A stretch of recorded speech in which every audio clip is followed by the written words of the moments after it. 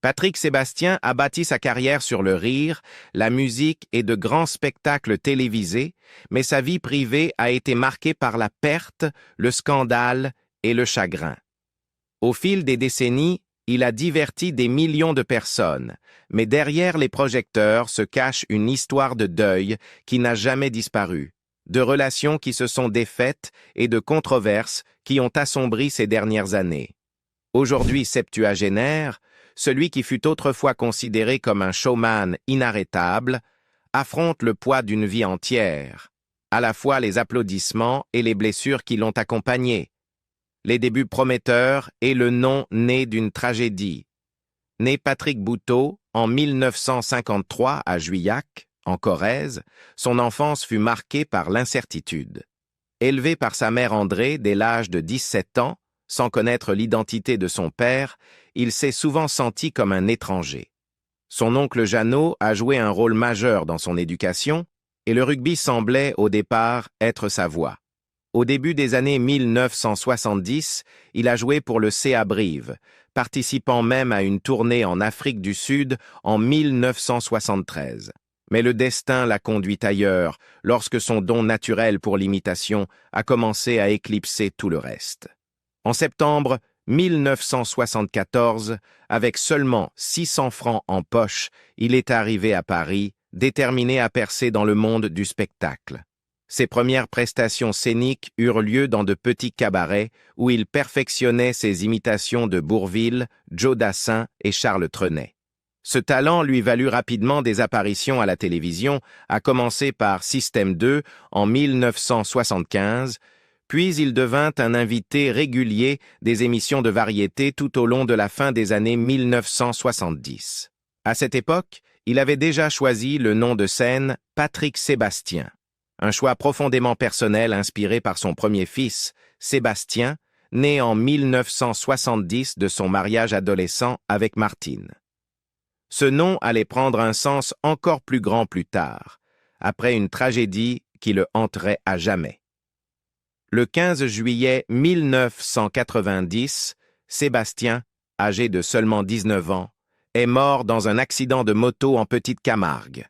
Il allait devenir père, mais sa fille, Marie-Andréa, ne le rencontrerait jamais. Le choc fut dévastateur. Dans son livre La Nostalgie, Patrick raconte l'appel téléphonique qui a brisé son monde. L'hésitation dans la voix de la personne au bout du fil, la pause avant de confirmer que son fils était parti. Il écrirait plus tard « Cette graine que nous rêvions de voir devenir un chêne a été abattue en pleine croissance. » Dès lors, le nom Sébastien devint à la fois un hommage et un fardeau, un rappel quotidien de ce qu'il avait perdu. Patrick a reconnu qu'il n'avait jamais cessé de penser à ce jour, souhaitant seulement une journée sans se souvenir. Il s'est décrit comme étant mort avec lui, et ne survivant que grâce à ses autres enfants et aux responsabilités qui le poussaient à continuer. Au fil des ans, lorsqu'il apprenait qu'un autre parent avait perdu un enfant, il lui arrivait de les appeler directement, leur laissant son numéro et un message simple « J'ai vécu ce que vous vivez. Appelez-moi quand vous voulez. » Ce geste discret révélait une facette de Patrick bien loin de l'artiste flamboyant, celle d'un père en deuil, conscient du poids silencieux et éternel de la perte. L'apogée de la gloire est le showman inarrêtable. Au milieu des années 1980, Patrick Sébastien était devenu l'une des figures les plus reconnaissables de la télévision française. Son énergie, son humour vif et son talent pour la transformation faisaient de lui un choix naturel pour les émissions de variété. Sur TF1, il créa et anima Carnaval, de 1984 à 1986, invitant des célébrités à se déguiser et à parodier d'autres personnalités. Les téléspectateurs adoraient sa capacité à passer d'un personnage à l'autre avec aisance, et il devint un incontournable des soirées du samedi. Mais Patrick n'était pas seulement un artiste, il était aussi un innovateur. En 1992, après des années à produire et à participer à des programmes humoristiques, il franchit une étape audacieuse. Il se déguisa en candidat anonyme dans diverses émissions télévisées, trompant les animateurs, les invités et même sa propre mère. Ces mises en scène élaborées devinrent la base du Grand Bluff, diffusé le 26 décembre 1992, qui entra dans l'histoire de la télévision. Avec 17,5 millions de téléspectateurs, 74% de part de marché, il devint le programme de divertissement le plus regardé de l'histoire de la télévision française, un record seulement battu par la finale de la Coupe du monde de football 1998. Pourtant, derrière le succès scénique, la vie personnelle de Patrick n'a jamais été simple. Ses relations amoureuses étaient souvent passionnées mais tumultueuses. Il s'était marié et avait divorcé à plusieurs reprises, notamment de Fan Fan, avec qui il eut un fils, Benjamin, en 1991. En 1992, il rencontra Nathalie Nana Boutot, qui deviendrait son épouse en 1998 et la mère de leur fille adoptive, Lily. Le couple passerait plus de 3 décennies ensemble avant de se séparer en 2022, une rupture que Patrick décrivit comme à la fois amicale et douloureuse. En 1996, Patrick prit une décision majeure en quittant TF1 pour France 2, où il animerait certaines des émissions les plus marquantes de sa carrière. La plus emblématique fut Le plus grand cabaret du monde, lancé en décembre 1998. Chaque épisode réunissait magiciens, acrobates, clowns, danseurs et numéros spéciaux venus du monde entier, redonnant à la télévision en prime time le glamour des variétés d'antan. L'émission spéciale du Nouvel An, Le Grand Cabaret sur son 31, dominait souvent les audiences, battant année après année les programmes concurrents. Patrick devint synonyme de ces spectacles grandioses, alliant un profond respect pour la performance en direct à sa propre touche de showman. Mais même au sommet de sa gloire, il y eut des tensions. Patrick n'a jamais hésité à dire ce qu'il pensait, se heurtant parfois aux dirigeants de chaîne. Il a également connu des controverses publiques, notamment une condamnation en 1995 pour propos racistes dans un sketch parodique, une affaire qui continua de ternir son image malgré son insistance sur l'intention satirique. Pourtant, le début des années 2000 consolida sa position comme l'un des animateurs les plus populaires de France. Il lança Les Années Bonheur en 2006, une célébration nostalgique de la musique et de l'humour des décennies passées qui dura plus de 10 ans. Ces émissions le maintenaient chaque semaine dans les foyers de millions de téléspectateurs, faisant de lui une tradition nationale, une présence familière lors des fêtes et des occasions spéciales. Mais au fil des années, des fissures commencèrent à apparaître. La télévision changeait, tout comme les goûts du public. Le style de Patrick, autrefois perçu comme audacieux et novateur, fut qualifié de démodé par certains dirigeants. Cette tension allait finir par préparer le terrain pour l'une des pertes professionnelles les plus douloureuses de sa carrière. La chute du prime time et la lutte pour rester debout. À la fin des années 2010, Patrick Sébastien était une figure incontournable de France 2 depuis plus de 2 décennies. Ces émissions avaient non permis au grand public de découvrir d'innombrables artistes, des humoristes comme Danny Boone et Nicolas Canteloupe, à des artistes comme Jeff Panaclock et Shirley et Dino. Mais en coulisses, sa relation avec la chaîne s'était tendue. Patrick avait toujours résisté aux tentatives de modifier ses émissions pour s'adapter aux tendances modernes, insistant pour préserver l'esprit et le style qui avaient fonctionné pendant des années. Les dirigeants, cependant, commencèrent à faire pression pour une modernisation du plus grand cabaret du monde afin de contrer la baisse des audiences. Patrick refusa. Le point de rupture survint en 2018. Dans une interview faisant la promotion de son livre « Et si on était bienveillant », il déclara clairement qu'il ne resterait pas si la chaîne réduisait son rôle, ou même si elle laissait les choses exactement comme elles étaient. Peu après, France Télévisions informa son épouse Nana, également directrice de production de sa société Magic TV, qu'il ne renouvellerait pas son contrat. Son dernier grand cabaret sur son 31 fut enregistré en octobre 2018 et diffusé le soir du Nouvel An. Le tout dernier épisode des Années Bonheur fut diffusé en mai 2019. En un instant, un chapitre de 23 ans de carrière se referma. Patrick n'accepta pas cette décision sans réagir. En 2019, il engagea une action en justice contre France Télévisions, les accusant de rupture brutale et injuste de leur relation. Il réclama initialement 26 millions d'euros de dommages et intérêts, arguant que sa société dépendait économiquement de la chaîne, plus de 95% de son chiffre d'affaires provenant de ses émissions. En première instance, il obtint 652 000 euros, bien moins que ce qu'il demandait.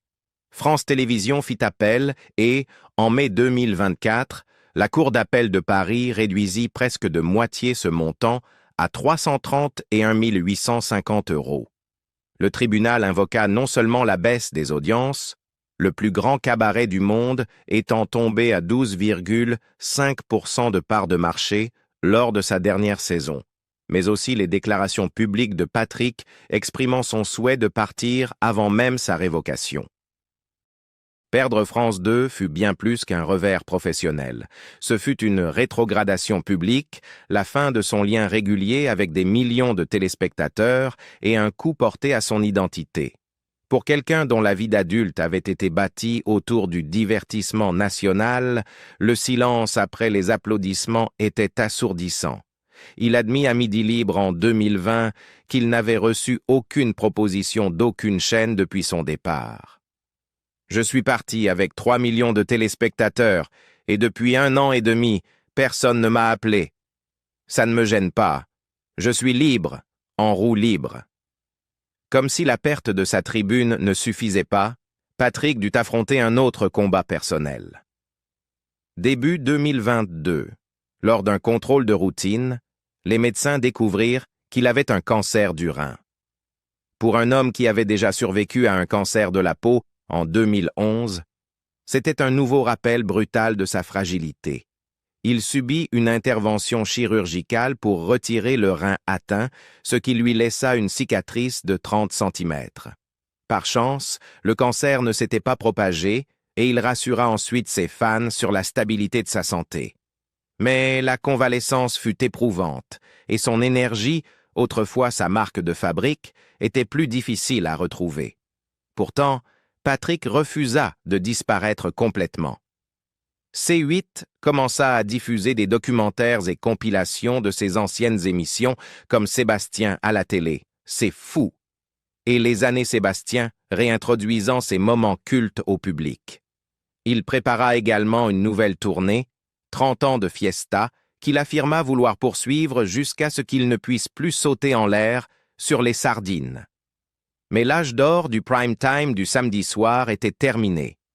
Patrick Sébastien avait été relégué aux marges de l'industrie qu'il avait autrefois dominée, contraint de reconstruire sa carrière à partir des fragments de ses succès passés. Amour, trahison et poids des choix personnels. La vie personnelle de Patrick Sébastien a été aussi mouvementée et complexe que sa carrière. Ses relations ont souvent fait les gros titres, non seulement pour leur passion, mais aussi pour la douleur qu'elle laissait derrière elle. Au fil des ans, il a parlé ouvertement de ses opinions sur l'amour, l'infidélité et la liberté dans le couple. Dans des interviews, il a admis avoir été infidèle, mais a toujours insisté sur le fait qu'il l'annonçait dès le départ. Aucune d'elles n'était obligée d'accepter. Donc il n'y avait pas de trahison. Tout était clair dès le début. Pour Patrick, l'amour sans possessivité était un idéal, une philosophie libertaire et libertine où les deux partenaires pouvaient trouver le bonheur même en dehors de la relation. Mais de tels idéaux se traduisent rarement par une stabilité émotionnelle. À la fin des années 1970, Patrick fut fiancé à la chanteuse Marie-Myriam, qu'il avait rencontrée lors d'une tournée avec Dave. Les fiançailles ne débouchèrent jamais sur un mariage. Des années plus tard, Marie révéla le chagrin qu'elle avait ressenti lorsqu'elle découvrit que Patrick l'avait trompée alors qu'elle était enceinte de son enfant. Elle choisit d'avorter, une décision qui la hantera lorsqu'elle eut plus tard des difficultés à concevoir avec son mari Michel. Dans ses interviews, elle a évoqué la douleur et la jalousie qui marquèrent les derniers jours de leur couple. Malgré cela, Ils ont fini par reconstruire leur lien en amitié, restant en contact même pendant son mariage. Les relations suivantes de Patrick suivirent un schéma similaire, une profonde affection mêlée de turbulences. En 1987, il rencontra Fan Fan, une ancienne Coco Girl avec qui il eut un fils, Benjamin, en 1991. Le mariage prit fin en 1992, la même année où il fit la connaissance de Nathalie Nana Bouteau. Leur histoire semblait différente.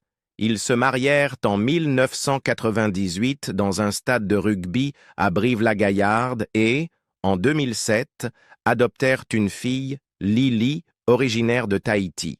Pendant 3 décennies, Nathalie fut non seulement sa compagne, mais aussi sa collaboratrice professionnelle, contribuant à la gestion de sa société de production. Mais en janvier 2022, le couple se sépara. Patrick décrivit cette séparation comme une décision mutuelle et non comme une rupture alimentée par l'amertume. Elle avait besoin d'un peu d'une autre forme de liberté. Et je comprends. L'amour, c'est vouloir que l'autre soit heureux, même si c'est sans vous. Ils choisirent de ne pas divorcer, continuèrent à travailler ensemble et à coparenter Lily. Néanmoins, cette séparation marqua la fin de ce qui avait été sa relation la plus durable. Pour un homme qui avait passé des années à défendre une vision de l'amour libéré de toute possession, la réalité de vivre séparé de celle qui l'avait accompagné pendant 30 ans fut indéniablement douloureuse. La vie amoureuse de Patrick lui a laissé 3 enfants survivants issus de différentes relations. Olivier, né en 1980, Benjamin, né en 1991, et Lily, aujourd'hui à la fin de l'adolescence. Mais c'est l'absence de son premier fils, Sébastien, qui projette la plus longue ombre sur son bonheur personnel. Chaque relation qu'il a eue depuis cette perte semble porter les traces de ce même chagrin. La conscience que la joie peut disparaître en un instant. À l'entrée de la soixantaine avancée, Patrick se retrouva célibataire, affichant toujours publiquement sa philosophie libertine, mais affrontant aussi la réalité silencieuse de la solitude. Les grandes déclarations sur l'amour et la liberté ne pouvaient pas totalement masquer la vérité. Beaucoup de celles qu'il avait un jour appelées partenaires avaient tourné la page, le laissant naviguer dans les derniers chapitres de sa vie largement seul. Polémique et l'ombre sur ses dernières années. Les dernières années de Patrick Sébastien n'ont pas été exemptes de polémiques. Il a toujours été franc, n'hésitant pas à faire des remarques provocantes, mais à une époque de surveillance publique accrue, de tels propos suscitaient souvent des réactions négatives. En 2018, au plus fort du mouvement MeToo, il déclara sur RMC que, s'il soutenait la dénonciation des prédateurs sexuels, certaines situations le mettaient mal à l'aise. « Je suis totalement pour dénoncer les salauds. J'en connais, j'en ai croisé. Mais j'ai un peu de mal avec certaines victimes qui ont les seins dehors, les fesses à l'air. » La réaction fut immédiate. L'ancienne ministre Cécile Duflot condamna publiquement ces propos, ajoutant une nouvelle ombre à l'image d'un homme en décalage avec les normes sociales changeantes. Mais rien dans sa carrière ne provoqua autant d'indignation que les événements du 22 juillet 2025. Ce soir-là, Patrick se produisit dans un camping naturiste au Cap d'Agde lors d'un showcase festif, présenté comme familial. Environ 2000 personnes étaient présentes, dont de nombreuses familles et enfants. Au moment où retentit sa célèbre chanson « Les Sardines », il invita des spectateurs à monter sur scène, un geste habituel dans ses spectacles. Puis, de manière inattendue, une femme s'agenouilla devant lui et sembla exécuter un acte sexuel. Une vidéo diffusée en ligne montrait Patrick de dos, la tête de la femme placée à son entrejambe, ses mains agrippant son pantalon, tandis qu'il semblait rire et réajuster ses vêtements avant de poursuivre la chanson. La réaction du public fut immédiate et virulente. Des témoins évoquèrent le choc et le malaise, surtout en raison de la présence de mineurs. La vidéo se répandit rapidement sur les réseaux sociaux, amplifiant l'indignation. La direction du camping présenta des excuses publiques, qualifiant l'incident d'épisode imprévisible et choquant, et précisant que la représentation avait été annoncée comme un événement familial.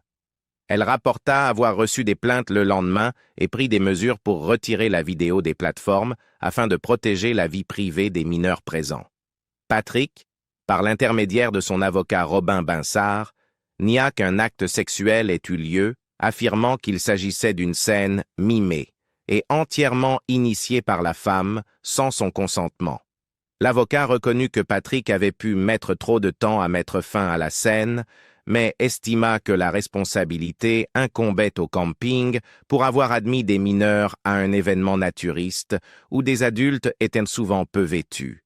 Des juristes rappelèrent que même des actes simulés pouvaient être considérés comme une exhibition sexuelle en droit français, surtout s'ils étaient commis devant des mineurs, un délit passible de 2 ans de prison et de 30 000 € d'amende.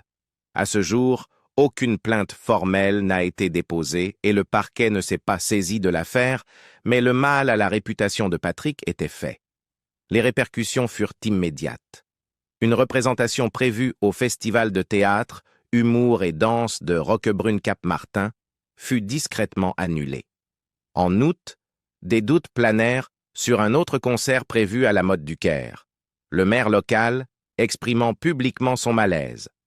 Pour un homme qui avait passé des décennies au cœur des fêtes populaires, se voir placé au centre d'un scandale de cette nature fut un coup dur, surtout si tard dans sa carrière, quand l'héritage compte souvent plus que le succès présent. Patrick tenta de détendre l'atmosphère à sa manière. Lors d'une prestation ultérieure à la foire au vin d'Alsace, il fit référence à l'incident de manière indirecte avant d'enchaîner avec l'une de ses chansons grivoises. « Ce soir, je ne dirai pas un seul gros mot. Je n'ai pas envie de me faire engueuler. J'en ai marre des interdits. » La foule, encore composée de fidèles, répondit par des acclamations et des pancartes proclamant « Patoche président ». Mais en dehors de ce cercle de soutien, l'incident demeurait une blessure ouverte pour son image publique, rappelant que, à l'ère des médias viraux, un seul moment peut éclipser toute une carrière. Le poids des années. À l'approche de ses 70 ans passés, Patrick Sébastien se tient à la croisée des chemins entre héritage et oubli. Autrefois figure incontournable du prime time français, il n'apparaît plus que ponctuellement, dans des spectacles en tournée, des documentaires sur C8 ou des émissions anniversaires revisitant ses anciens succès. Sa tournée 30 ans de Fiesta se veut à la fois une célébration et un adieu, un moyen de continuer à se produire tout en reconnaissant que le temps file. Il a affirmé qu'elle durerait jusqu'à ce que je ne puisse plus sauter en l'air sur les sardines. Mais la vérité inavouée est que les exigences physiques de la scène deviennent plus lourdes avec les années. Sa vie personnelle, elle aussi, a pris un rythme plus calme, plus solitaire. Sa séparation d'avec Nathalie Nana, après 3 décennies de vie commune, bien que cordiale, l'a privée de la compagnie quotidienne de celle qui avait été sa partenaire dans la vie comme dans le travail.